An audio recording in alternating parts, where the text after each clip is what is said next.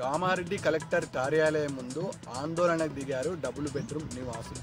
గత కొద్ది రోజుల నుంచి అనేక సమస్యలు పెండింగ్లో ఉన్నాయని, సమస్యలను పరిష్కరించాలని డిమాండ్ చేస్తున్నారు డబుల్ బెడ్రూమ్ నివాసులు. అయినా ప్రభుత్వ యంత్రాంగం కానీ, అధికారులు కానీ, ప్రజాప్రతినిధులు కానీ పట్టించుకోవడం లేదంటూ ఆగ్రహం వ్యక్తం చేస్తూ ఇవాళ కలెక్టర్ సముదాయంలో నిరసన కార్యక్రమం దిగారు.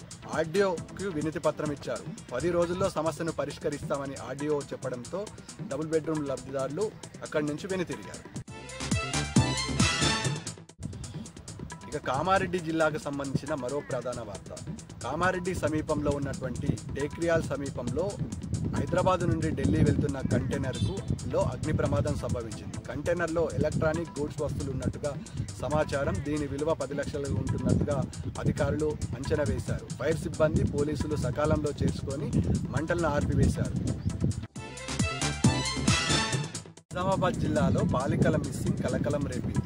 నవీపేట మండలంలో బాలికల ఉన్నత పాఠశాలలో 10వ తరగతి చదువుతున్నటువంటి 3 విద్యార్థులు మిస్సింగ్ అయ్యారు. స్కూల్కి వెళ్తామని విద్యార్థుల తల్లిదండ్రులకు చెప్పి ఎంతకీ స్కూల్కి రాకపోవడంతో ఆ విషయాన్ని విద్యార్థినుల పేరెంట్స్కు అందించారు ప్రధానోపాధ్యాయుడు. విద్యార్థుల సమాచారాన్ని తెలుసుకున్నటువంటి తల్లిదండ్రులు నైట్ అంతా వెతికిన ఫలితం లేకుండా పోయింది.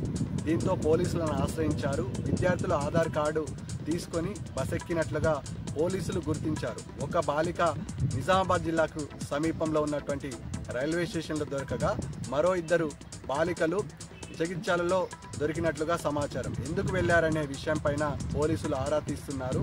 దీనిపైన ఎంక్వైరీని కొనసాగిస్తున్నారు.